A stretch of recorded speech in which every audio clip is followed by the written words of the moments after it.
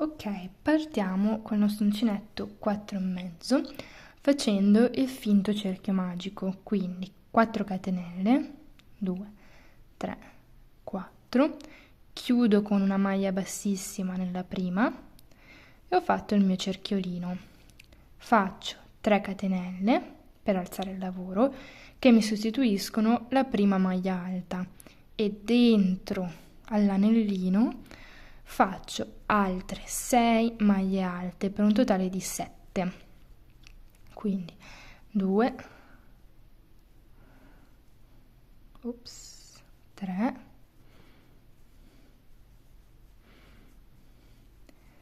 4, 5 e 6. Stringo un po', ok. A questo punto faccio 1, 2, 3 catenelle che mi sostituiscono la prima maglia alta, 1, 2 catenelle di separazione, giro il lavoro, carico il filo nello stesso punto, entro e faccio una maglia alta, in questo modo, poi faccio 2 catenelle, al centro, quindi questo è dispari perché così andiamo a fare un centro preciso, quindi con 3 maglie da una parte e 3 dall'altra. Questo è un trick che vale, diciamo, per tutti i progetti più o meno, cioè quando dovete fare all'interno di un arco, all'interno di un pattern, un elemento al centro, non dovete usare un numero di base pari, perché nel momento in cui io vado a definire il punto al centro, io di fatto tolgo una maglia. Quindi è vero che tu dici per fare la metà io prendo ad esempio 6, che è un numero pari divisibile per 2 e ogni 3 maglie è la metà. Però, essendo che tu vai a togliere una maglia nel momento in cui tu fai il punto centrale, bisogna sempre lavorare sui dispari, perché così tu fai 7, nel momento in cui nella quarta tu farai il punto centrale, avrai un numero pari di maglie prima e dopo il punto centrale. Quindi 1, 2, 3, nella quarta entro e faccio un punto basso, 2 catenelle di separazione, carico il filo e nella terza catenella che ho fatto per alzare il lavoro faccio una maglia alta, 2 catenelle e una maglia alta. A questo punto 3 catenelle per alzare il lavoro e faccio in questa V altre 6 maglie alte che con le 3 catenelle che ho fatto per alzare il lavoro arriviamo a 7, quindi 3, 4, 5 e 6. A questo punto, senza fare altre, no, scusate, a questo punto 3 catenelle di separazione ed entro direttamente nell'altro punto V e faccio 7 maglie alte. 2, 3, 4, 5, 6 e solo all'inizio e solo alla fine del lavoro entro per l'ultima maglia alta entro proprio dentro la catenella, la terza catenella che ho fatto per alzarmi. Così chiudo bene il lavoro. A questo punto di nuovo 1, 2, 3 catenelle che sostituiscono la maglia alta, 1, 2, 2 catenelle che diciamo di separazione, giro il lavoro, carico il filo, entro nello stesso punto e faccio una maglia alta. A questo punto faccio 2 catenelle di separazione, conto 1, 2, 3, nella quarta maglia alta faccio la mia maglia bassa, 2 catenelle di separazione, dentro questo spazio entro e faccio una maglia alta, 2 catenelle, una maglia alta, 2 catenelle di separazione, entro 1, 2, 3 nella quarta, faccio la mia maglia bassa, 2 catenelle di separazione, entro nella terza catenella che ho fatto per alzare il lavoro e faccio la mia maglia alta, 2 catenelle e maglia alta tutte dentro lo stesso punto, che è un punto V alla fine. Di nuovo 3 catenelle per alzare il lavoro che mi sostituiscono la prima maglia alta, e dentro all'archetto vado a fare 6 maglie alte che con le 3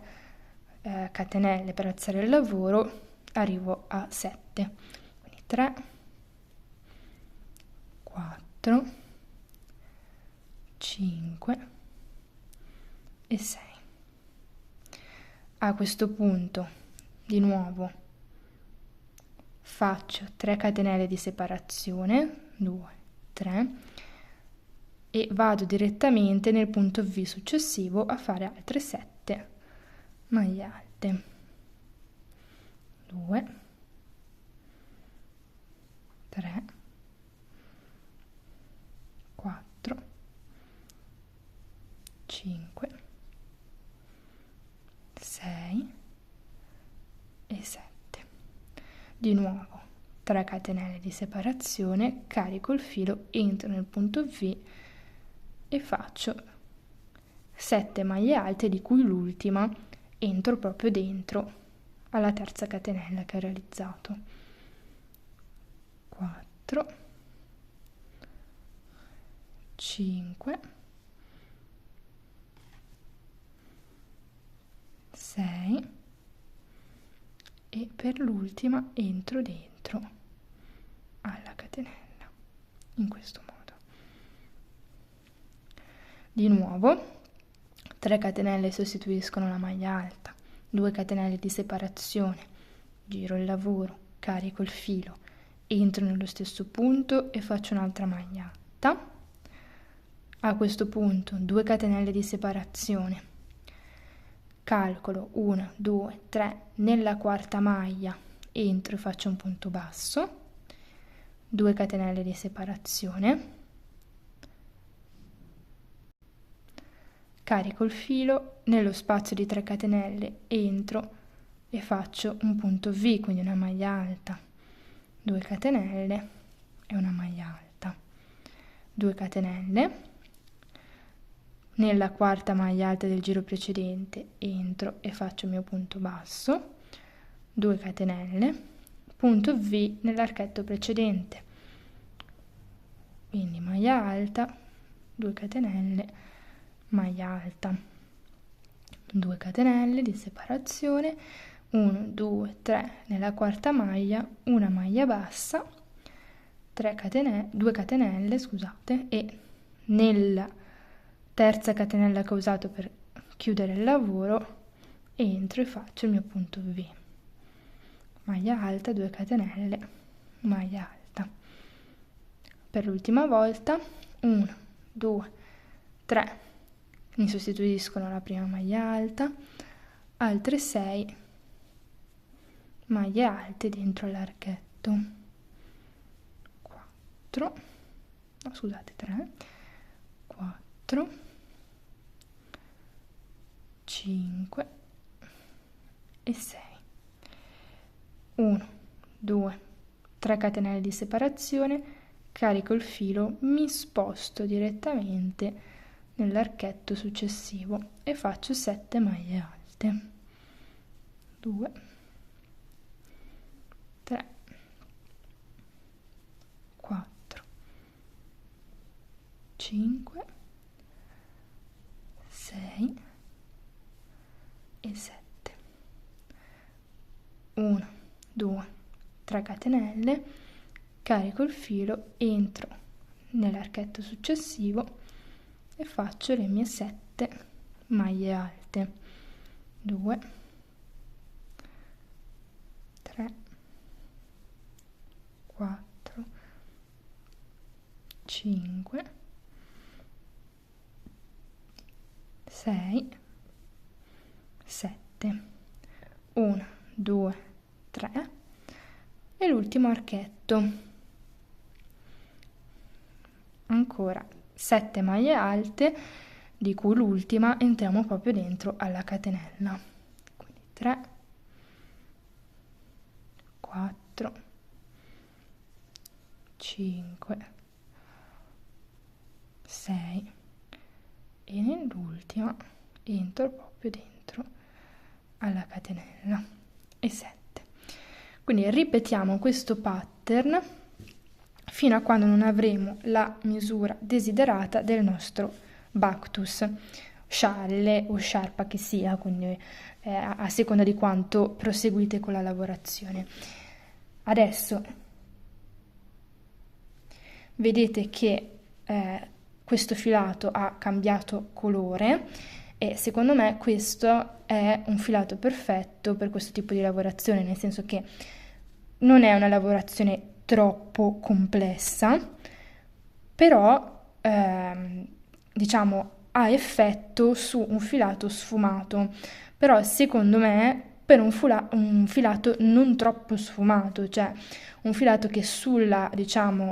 5 centimetri di 5, 6, 10 centimetri di filo non cambia troppo volte colore, perché già è un punto che per quanto semplice varia molto e dà molto movimento al lavoro. Se ci aggiungiamo un filato tanto texturizzato, quindi con tante sfumature, non valorizziamo né il punto che diventa confusionario,